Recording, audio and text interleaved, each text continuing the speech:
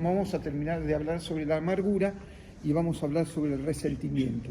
Alguien dijo que el resentimiento es primo hermano de la amargura, están muy ligados, están muy ahí cerquitas el uno del otro, ¿no? Cuando la amargura no es ministrada, cuando la amargura no es arrancada de nuestro interior o de nuestro corazón, como hemos visto que es la falta del perdón, muchas veces viene a nuestras vidas el resentimiento.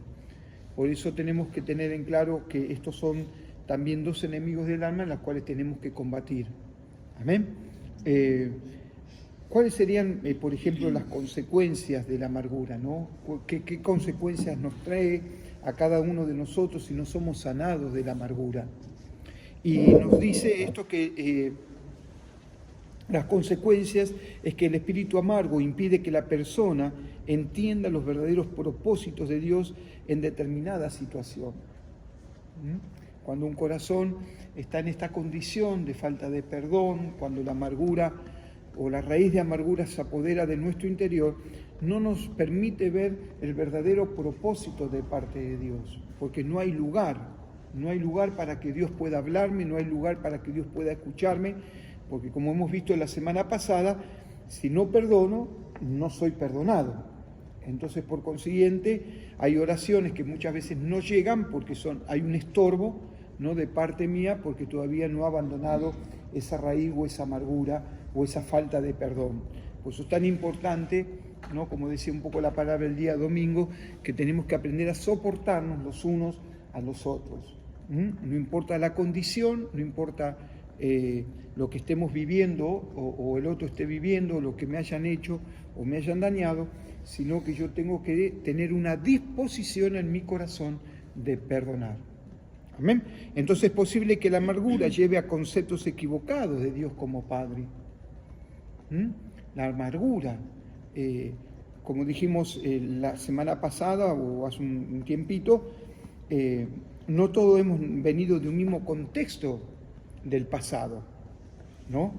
La Biblia declara que las cosas viejas pasaron y todas son hechas nuevas, ¿sí? Pero ¿qué con respecto a mi interior? ¿Qué con respecto a mi alma? ¿Qué con respecto a aquellas cosas que hemos vivido si realmente no he perdonado? ¿Cuánta gente hemos encontrado dentro de la iglesia que han venido con un contexto lastimoso del pasado, ¿no?, donde han sido criados por padres que nunca los han alentado, sí, padres que los castigaron. Nosotros nos ha tocado muchas veces en consejería encontrar personas que tienen una mirada de Dios totalmente distorsionada. No ven a Dios como Padre, no lo pueden ver a Dios como realmente Dios es amor, que su esencia es amor, ¿no?, sino que lo ven a un Padre que castiga. Hoy hace un ratito hablamos y decíamos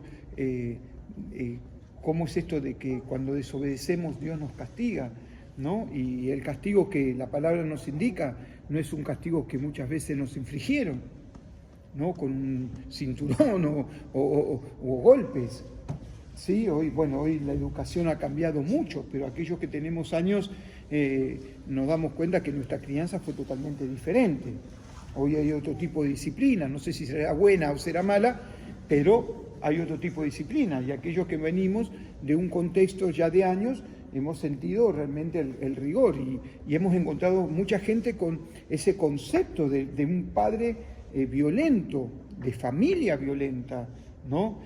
Padre alcohólico, donde se ha encontrado, y ustedes saben que el alcohólico no tan solo destruye su vida, sino que destruye el núcleo familiar, ¿no? Y el contexto donde la crianza que uno ha tenido, que cada uno ha tenido, es aquello que va a traer. Por supuesto, tenemos que ser sanados de esas cosas, porque si no tenemos una visión distorsionada de lo que es Dios como Padre.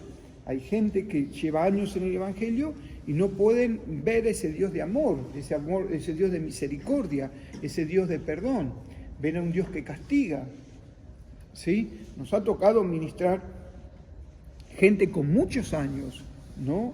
Siempre cuento el caso que me tocó ministrar en un vehículo, estando sentados, y el Señor revelarme a una persona, de decirle: vos sos muy duro con la gente, un líder, un líder, es decir, sos muy duro con la gente, no hablás, castigás. Digo, no ministrás amor, y vos sos un líder, tenés que, el amor de Dios tiene que fluir en tu corazón. Y me decía, llorando, dice, yo no puedo dar amor porque no me dieron amor. Entonces, su visión estaba distorsionada, no podía ministrar, no podía dar amor porque él dice, yo no conozco el amor, y conocía a Cristo, y tenía muchos años en el Evangelio, pero él no podía manifestar el amor de Dios porque no conocía el amor. Al ser ministrado y al llevarlo, ¿no?, que perdonara, había sido castigado, abusado de niño, ¿no?, que fuera ministrado en esas áreas, él pudo entender que ese Dios que ahora él conocía era un Dios de amor y misericordia. Entonces, cuidado, porque la amargura muchas veces nos puede llevar a este plano. El espíritu amargo también contamina a otros. Un poquito hablamos el domingo, ¿sí? Es como el bostezo, ¿viste? Que cuando uno bosteza empiezan a bostezar todo, ¿no? Es contagioso, la amargura es contagiosa. Por eso siempre decimos como pastores, cuidado con quién nos juntamos, cuidado con quién hablamos, cuidado con de quién nos nutrimos. Porque hay gente, hace un ratito hablamos, y bueno, y David nos comentaba que muchas veces él tiene cosas y ahí viene gente y le dice, no, porque esto no te va a resultar, porque esto no... No, gente que está amargada por dentro, en su interior. Y muchas veces esa amargura la proyectan a nuestra vida. ¿Sí? Entonces, siempre no faltan esos hermanos o amigos infladores, ¿no? Que te dicen, no, ¿para qué vas a perdonar? No, ¿viste esa persona que desastrosa que es? ¿Viste por qué? Y nos ponen ficha, ¿no? Y muchas veces nos sacan del propósito que Dios tiene para nuestras vidas. Entonces, el espíritu amargo contamina a otros. Mirad bien, no sea que alguno deje de alcanzar la gracia de Dios, que brotando alguna raíz de amargura os estorbe, y por ello muchos sean contaminados. Entonces tenemos que examinar nuestro corazón. Lo que siempre le comenté, que en un momento de mi vida Dios habló a mi corazón y me dijo, está bueno, porque nos enseñaron y te enseñan que cuando vos estás desarrollando lo que es, estás ministrando a la gente, lo que tenés que hacer es escuchar a la gente, ¿no? Escucharla. Pero muchas veces a nosotros nos pasa que hablamos más de lo que tenemos que escuchar. En consejería te aconsejan, no hables, escucha a la gente, ¿no? Y está bueno escuchar a la gente. Y es interesante, una vuelta al Espíritu Santo Dios me dijo, escuchate a vos mismo, cómo hablas. Yo nunca me había aprendido a escucharme. Yo no sé si alguna vez usted se detuvo a escuchar cómo habla. Es interesante. Frenarse y decir, che, ¿cómo estoy hablando? ¿Cómo son las palabras que pronuncio? Las palabras que pronuncio, las palabras que hablo, hablan de un Dios victorioso, hablan de un Dios de milagros, hablan de un Dios que transforma, que cambia situaciones, un Dios que trae salvación. O a veces el sistema y el mundo se apoderan de mí y termino hablando como los demás. Interesante, ¿no? Cuidado con esto. El espíritu de amargura hace que la persona pierda perspectiva. Cuando la amargura echa raíces y se convierte en una norma de vida, la persona ve, estima, evalúa y juzga y toma decisiones según su espíritu amargo. Qué interesante, ¿no? Entonces, en vez de gobernar el Espíritu Santo de Dios en las decisiones, mi amargura me lleva y no voy a hacer nada, ¿para qué voy a seguir adelante? No tengo fuerzas, no tengo ganas, ¿no? Y en eso el enemigo es especialista, ¿no? Lo primero que viene a nuestras vidas cuando uno está amargo porque vivió diferentes circunstancias, ¿para qué voy a la iglesia si son todos iguales? ¿No? Me quedo en casa, total, yo no me enojo con Dios, me enojé con los hermanos y con la iglesia. Y eso es una mentira diabólica, ¿no? Porque eso hace que yo me aparte de parte de Dios, me separe del fuego de lo que es la iglesia y a través de esa amargura comienzo yo a mermar en mi vida espiritual. Entonces ya en vez de, por eso la importancia de congregarse, dice que nosotros no somos como aquellos que no congregan, por eso la importancia de congregarse. Cuando nos congregamos, ¿sí? Recibimos testimonio, recibimos palabra, recibimos vida, el testimonio de Julián me bendice, el testimonio de Nadia, de Fabiana, eso levanta mi espíritu y decís, es posible que Dios cambie mi situación, que Dios no me deje sumergido en el dolor y en la amargura.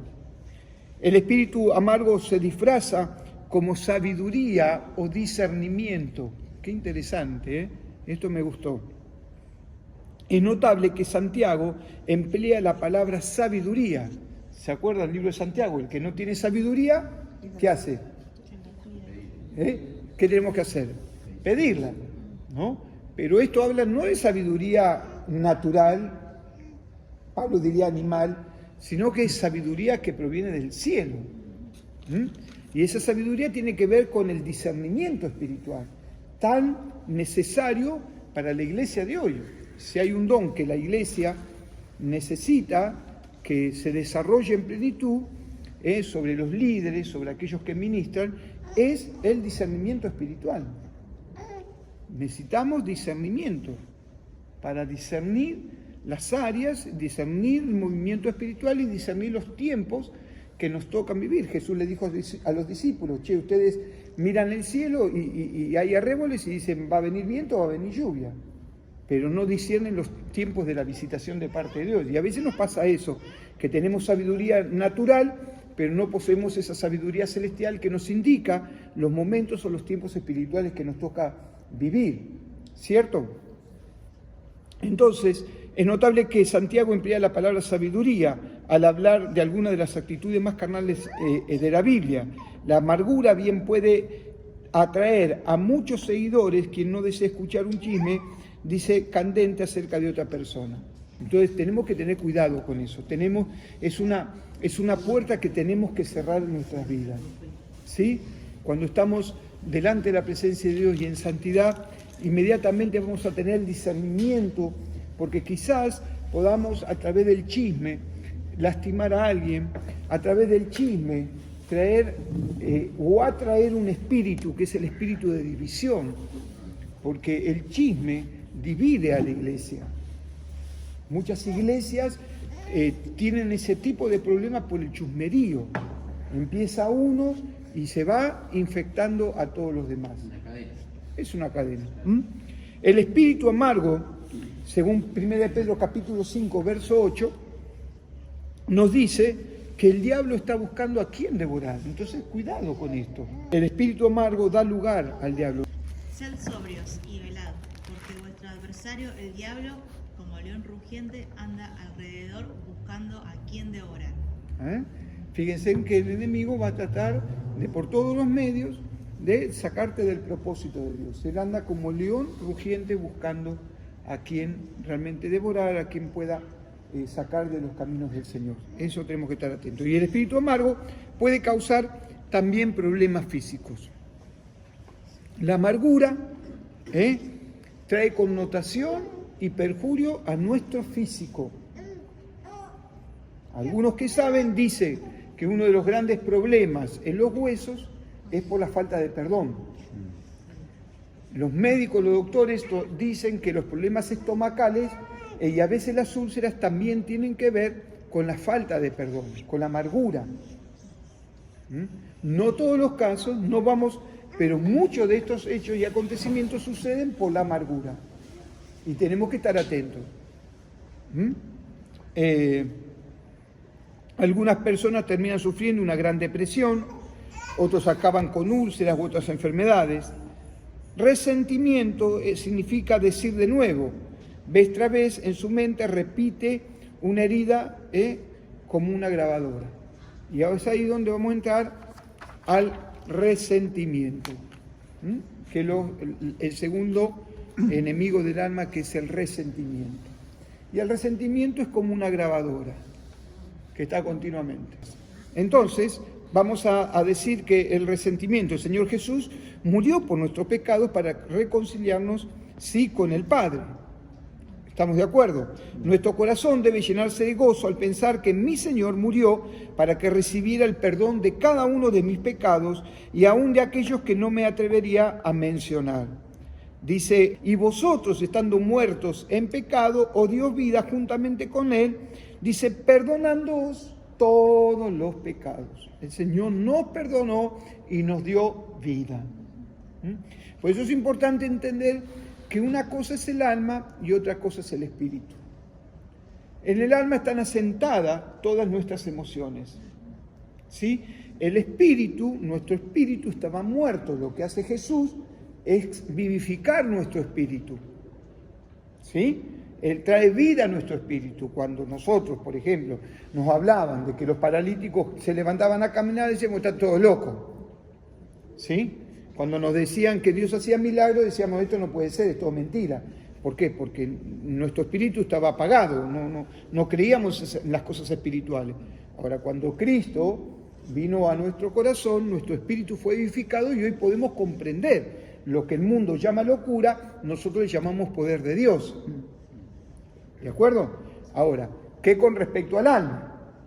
Y es ahí donde están nuestras emociones, y es ahí donde están escondidos nuestros dolores, es ahí donde están los recuerdos, es ahí donde están las cosas que muchas veces nosotros no podemos extender, no podemos crecer, no podemos desarrollarnos, o nos paramos por las heridas que hay muchas veces en nuestra alma. El resentimiento es uno de ellos. Si Jesús ha hecho tal obra en nosotros, o con nosotros, no deberíamos perdonar a los demás, no deberíamos aceptar a los demás como son. ¿Cómo nos cuesta aceptar al otro, no? Yo quiero que los demás sean como yo quiero que sean, pero yo tengo que aprender que cada uno de nosotros es único e irrepetible. Mi mujer dijo gracias conmigo, ¿no? Cada uno de nosotros es único e irrepetible. Vos sos único. El Señor te agarró, te hizo a vos, rompió el molde. Sí, podrá haber que uno parecido, no. Pero Dios te hizo a vos único e irrepetible. Entonces, la mayoría de las personas que hoy están recibiendo consejería son personas amargadas, airadas, resentidas. Los sentimientos retenidos corroen al individuo, hasta que algunos llegan a transformarse en incapacitados emocionales. Si Dios no sana esas amarguras o el resentimiento, por más fuerza que vos le pongas a tu vida, vas a llegar a tener un techo espiritual. No vas a poder crecer más de ahí, porque estás impidiendo que la obra del Señor se siga efectuando en tu vida, ¿no? Como decíamos hace un rato, queremos que la gente sea como yo quiero que sea. Y cada uno de nosotros es diferente. Yo tengo que aceptar como sos. Tengo que aceptar con tus virtudes y con tus errores. Tengo que aceptar como Dios te formó, ¿sí? No te puedo yo transformar, porque no es mi tarea transformarte. Mi tarea es orar por vos, porque la obra es del Espíritu Santo. Entonces Dios va cambiando, va transformando, como está transformando la vida de mi hermano. Y yo tengo que aceptar. Por eso a veces vemos que Dios trabaja en unos de una forma rápida y violenta, y a otros les cuesta más. Y a otros les cuesta más, ¿no? Y vos decís, pero habría que pegarle un mazazo en la cabeza como para que reaccione, pero son sus tiempos. Y mi amor, mi paciencia, ¿sí?, mi acompañamiento va a hacer que realmente esa vida pueda ser transformada y cambiada por el Espíritu Santo, ¿no? Hace un rato hablábamos de una persona que casi por 20 años estuvo asistiendo a mi madre. Fácil, ¿no? O más, no sé si más. Chiche. Casi 20 años esa mujer la seguía, mi madre se bautizó, mi familia todos recibieron a Cristo, y esta mujer se tomaba todos los meses, aunque sea una vez por mes o una vez por semana, iba a visitar la Clarita, tomaban un mate, oraban juntas, oraban juntas, conversaban de las cosas del Señor, la aceptó como era. Y eso es lo que tenemos que aprender, porque el amor cubre multitud de pecados, ¿sí? Entonces, cuando yo amo y no juzgo, soy bendecido yo y bendigo a la otra persona.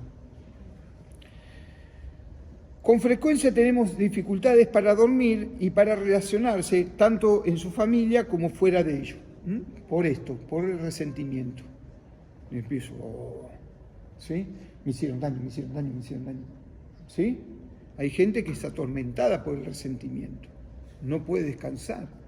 Hoy estamos viendo muchos casos en psicología y estamos viendo muchos casos donde jóvenes no tienen reposo, no tienen descanso. No tienen. Es increíble. ¿No? ¿Por qué? Por la falta de perdón. Ya sea en un trabajo, ya sea en la familia, me hicieron eso, me defraudaron, me lastimaron, ¿no? Y eso quedó guardado y siempre está ahí, siempre está ahí. Entonces, miremos en el libro de Mateo, por favor, capítulo número 18, libro de Mateo, capítulo 18, verso 23 al 45. Este pasaje nos habla sobre los dos deudores, por lo cual el reino de los cielos es semejante a un rey que quiso hacer cuentas con sus siervos, y comenzando a hacer cuentas le fue presentado uno que le debía, ¿cuánto? 10.000 talentos. A este, como no pudo pagar, ordenó su señor venderle y a su mujer e hijos y todo lo que tenía para que le pagase la deuda. Entonces aquel siervo postrado le suplicaba diciendo: Señor, ten paciencia conmigo y yo te lo pagaré todo. El señor de aquel siervo, movido a misericordia, le soltó y le perdonó la deuda. Pero saliendo aquel siervo, ¿no?, aquel que debía, dice, halló a uno de sus consiervos, que le debía 100 denarios, y haciendo de él, le agaba diciendo, pagame lo que me debes. Entonces su consiervo, postrándose a sus pies, le rogaba diciendo, tened paciencia conmigo, y yo te lo pagaré todo. Mas él no quiso, sino fue y le echó en la cárcel hasta que pagase la deuda. Viendo sus consiervos lo que pasaba, se entristecieron mucho y fueron y refirieron a su señor todo lo que había pasado. Entonces, verso 32, llamándole su señor, le dijo, siervo malvado, toda aquella deuda que te perdoné, porque tú me rogaste, ¿no debías también tú tener misericordia de tu consiervo como yo tuve misericordia de ti? Entonces su señor, enojado, le entregó a los verdugos hasta que pagase todo lo que se debía. Así también mi Padre Celestial hará con vosotros si no perdonáis de todo corazón cada uno de sus hermanos sus ofensas. ¡Wow! Fuerte, ¿no? Peor que pastor el domingo. Entonces vamos a sacar algunas conclusiones de esto. Y la primera que podemos sacar es que el que no perdona es egoísta. Es egoísta, tiene una condición de egoísmo. Che, si a vos te perdonaron, ¿por qué no usar de misericordia? Es egoísta, tiene un corazón egoísta, ¿sí? Porque él recibe el perdón de Dios, pero no está dispuesto a perdonar. Y a veces nosotros nos convertimos en egoístas. Me olvidé de la obra de Jesús en la cruz del Calvario, donde Él me recogió, me perdonó. Pero yo ahora mi hermano no lo perdono. Eso es egoísmo. Y yo debo perdonar, así como el Señor me perdonó. El que no perdona exige de los demás una perfección que él mismo no tiene. Qué interesante. Pide que sea perfecto el otro, pero que no la tiene. Interesante. Cuidado con esto, El que no perdona será juzgado por Dios con la misma vara con la cual Él está midiendo a los demás. Entonces, si yo juzgo, voy a ser juzgado. Si yo no perdono, no voy a ser perdonado. Amén. Con la vara con que yo mido a los demás, ciertamente el Señor va a mirar a mí. Che, te perdoné los pecados. Estabas tirado como el perejil. Tu vida no tenía sentido. Te redimí con mi sangre. Y ahora tu hermano que está en la misma condición no lo perdonás. Egoísmo, ¿sí? Y nuestro lema para con el prójimo sería, que esto me gustó, en el libro de Santiago capítulo 2, verso 13, que la misericordia triunfa sobre el juicio. Siempre la misericordia triunfa sobre el juicio que yo puedo hacer hacia los demás. Amén. Ahora veamos las señales de aquel que no perdona. desea hacer justicia por mano propia. Desea hacer justicia por mano propia. Obsesión en cuanto a pensar y hablar del tema. Se la pasa hablando del mismo tema. Tenemos que tirar obsesión en cuanto a pensar y hablar del tema. Y muchas veces tenemos que tener cuidado con esto, ¿no? Porque también no tan solo habla de matrimonio, relación entre hermanos, cosas que no nos hemos perdonado y siempre hablamos del mismo tema, siempre el mismo problema. Hay una división, vez tras vez, ¿no? De si yo te perdono, pero otra vez el mismo tema, cuando sale a la luz. Y tenemos que tener cuidado porque eso nos mira y nos trae una alerta a nuestra vida. Una angustia amarga, por donde hay contención hay perturbación y toda obra perversa, dice la palabra de parte de Dios. Una angustia amarga, porque donde hay contención hay perturbación y toda obra perversa. Me gustó esto, serias dificultades para el orar. No puedo concentrarme, no puedo orar. Siempre el resentimiento viene a mi corazón. ¿Cómo voy a orar por este? Señor, toca su corazón, cámbialo. Pero a veces hemos orado así, Señor, toca ese corazón endurecido. ¿Y el tuyo cómo está? Serias dificultades para orar, espíritu y actitudes irritables. Espíritu y actitudes tienen que siempre irritan, siempre están con una palabra ahí. No hay paz, no hay armonía, el resentimiento gobierna sus vidas. Uno se da cuenta cuando uno habla con un corazón de paz, cuando habla con una persona llena del Señor, llena del Espíritu de Dios. Y uno se da cuenta también cuando ve una persona donde realmente el resentimiento aflora de vez tras vez en su corazón. Esas personas necesitan ser restauradas de esa relación con el Espíritu Santo. Consecuencias de no perdonar. Dios no nos perdona. Libro de Lucas, los que están anotando, o en el estudio, Lucas 6:37, ¿no? Nos dice que si yo no perdono, no voy a ser perdonado. Entonces, Dios no nos perdona.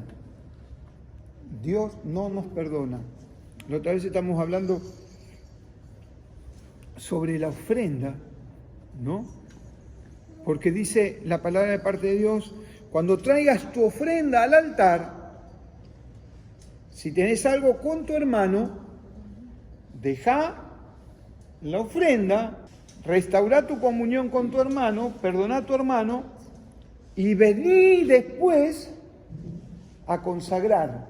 Fíjense qué interesante. Para que Dios pueda aceptar esa ofrenda, yo tengo que perdonar a mi hermano y volver al Señor y consagrar esa ofrenda. Porque, o sea, la ofrenda no es solamente el hecho de sacar el billete y colocarlo, sino que también es un acto de adoración. El ofrendar con un corazón perdonador trae beneficios, trae bendición. Hay gente que en vez de dar la ofrenda la tira. Qué feo, ¿no? Y hay gente que en vez de ofrendar limosna. ¿Y la limosna qué es? Dar aquello de lo que a mí me sobra. ¿Cuánto entienden esto? Y la ofrenda es voluntaria. Por eso el Señor le dice, si vos tenés algo con tu hermano, deja la ofrenda, restaurá, perdoná a tu hermano y volvé y consagrá y entregá esa ofrenda para que pueda el Señor recibirla con gratitud. No es solamente el hecho, a veces nosotros pensamos, lo hacemos automáticamente, bueno, venga, póngala. No. Tenemos que tener revelación de lo que significa ofrendar al Señor. Amén. Consecuencia de no perdonar. Romanos capítulo 12, verso 18, dice que pierde la bendición. Qué triste perder la bendición. Cuando el Señor nos hace benditos, ¿sí? El domingo hablamos sobre cerrar las grietas. Y a veces nuestras vidas, nuestro templo, tienen grietas que se escapan las bendiciones. Y una de las grietas es esta, el resentimiento. Romanos 12, 18 nos dice: no os venguéis vosotros mismos, amados míos, sino dejad lugar a la ira de Dios, porque Cristo está, mía es la venganza, yo pagaré, dice el Señor. Entonces, no es un tema mío, es un tema de Dios. Yo no tengo que ir a buscar venganza, yo tengo que perdonar, ¿sí?, para poder recibir la bendición que Dios tiene para mi vida. Muy bien. Se levanta una barrera con la que dividimos el cuerpo de Cristo y por lo tanto no estamos en condiciones para celebrar la Santa Cena. El resentimiento. Por eso se acuerdan que hablamos, siempre decimos que hay algunos enfermos, debilitados, y otros muchos duermen. Se fueron. Cayó el juicio de Dios.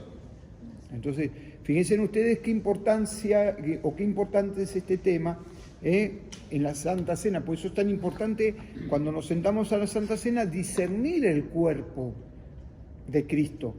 Nosotros somos parte, cada uno de nosotros somos un miembro dentro del cuerpo. Por eso a mí me gusta verlo, lo que ve Pablo. Pablo no ve una institución, no ve una denominación.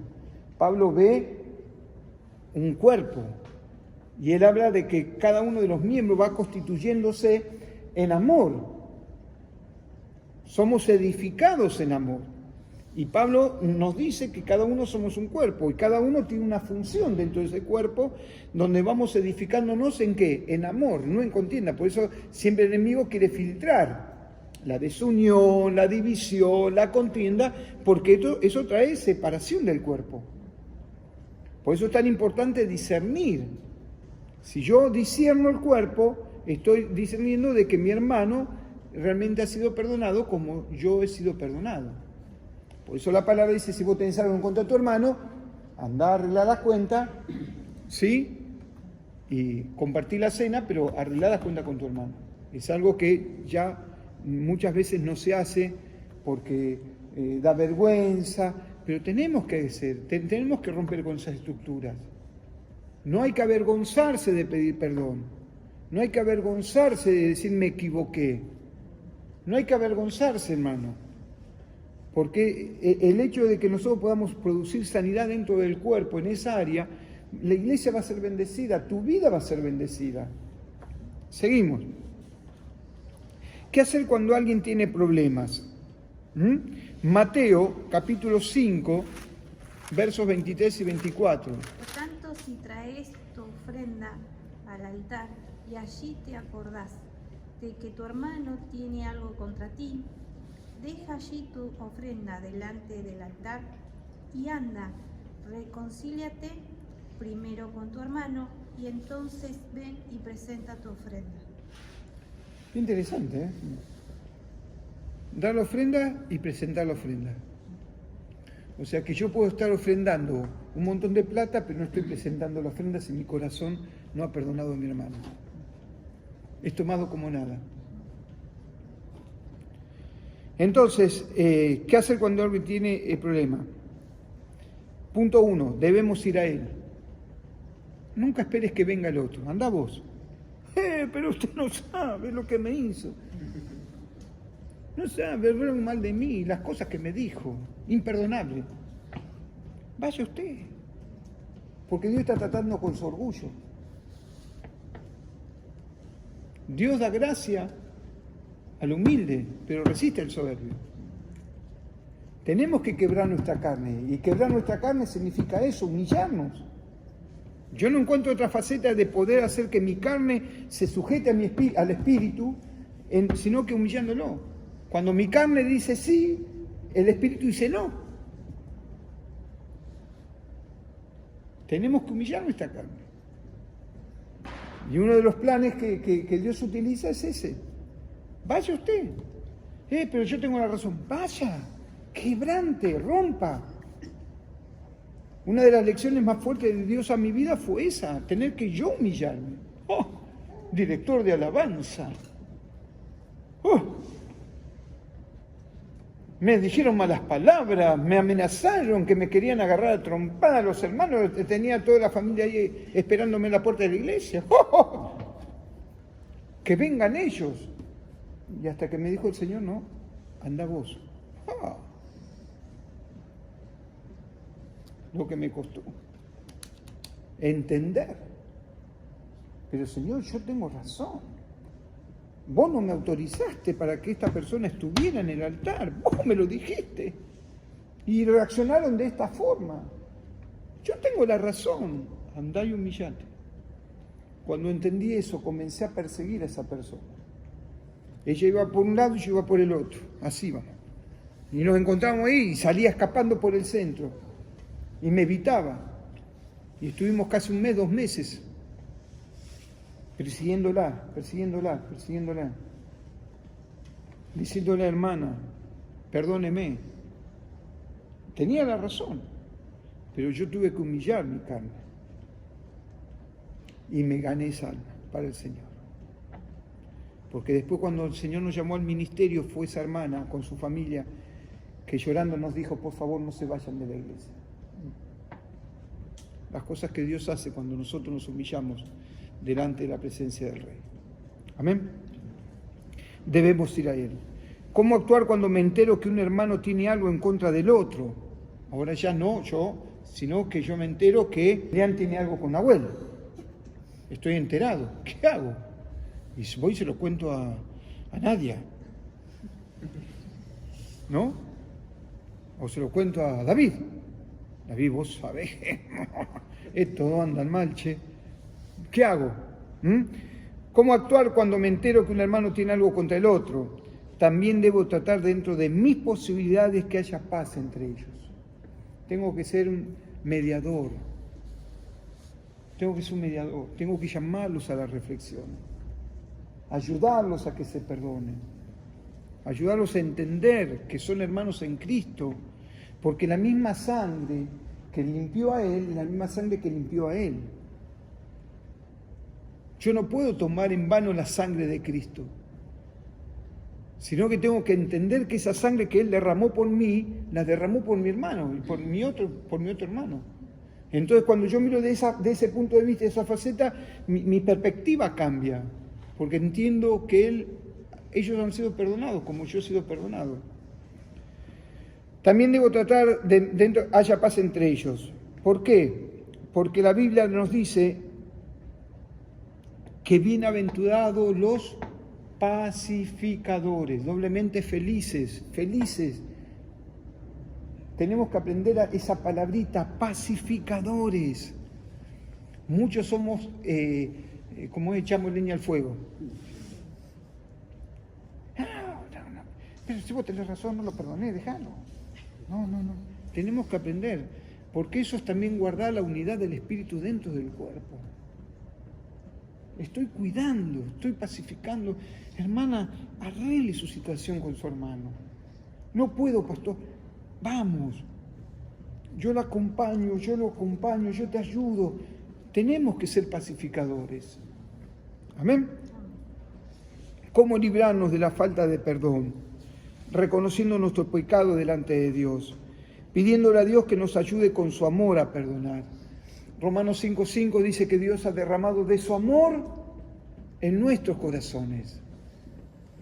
Cuando nosotros ministramos liberación, uno de los grandes problemas de liberación, y casi el 90% de la gente que es liberada o que cae en liberación, es por odio, rencor, resentimiento. Mucha gente cae por la falta de perdón.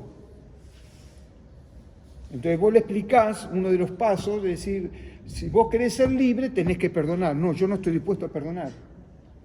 Pero vos tenés que perdonar porque es una atadura. Si vos no perdonás, Dios no puede actuar en tu vida, ¿no? Y tenemos que llevarlos a ese estado de perdonar. El odio de la persona impide que sea desatada. Y hay gente que se va de liberación porque no está dispuesta a perdonar. Y entonces, ¿usted qué hace, pastor? Dios le bendiga, siga su vida. Porque usted no puede liberar a alguien que no quiere ser liberado. Hay gente que odia y quiere seguir odiando. Ahora, cuando vos ministrás, por lo menos una de las cosas que yo hago es decir, bueno, tenés que entender que si vos estás en Cristo ahora y tenés estos problemas, o si vos recibís a Cristo, por lo primero que hacemos es hacer que la persona reciba a Cristo. Cuando recibe a Cristo ya estamos ganando 1-0 porque el Espíritu Santo de Dios entró en su vida y eso nos ayuda a que la persona pueda ser liberada. La llevamos a la condición de que tiene que pedir perdón, pero dice, yo no puedo perdonar, pero ahora vos tenés el amor de Cristo. Y el amor de Cristo te va a ayudar a perdonar porque el amor de Dios, de Jesús, ha sido derramado en tu corazón. Si realmente sos una nueva criatura en Cristo, en tu corazón reina Cristo y está el amor de Dios en tu interior. Entonces, cuando hay amor, no hay lugar para el odio. Se desvanece, pero hay que hacerlo confesar. Hablando con la persona con toda franqueza, con un espíritu humilde y reconciliador, ¿sí? Ayudar a esa persona.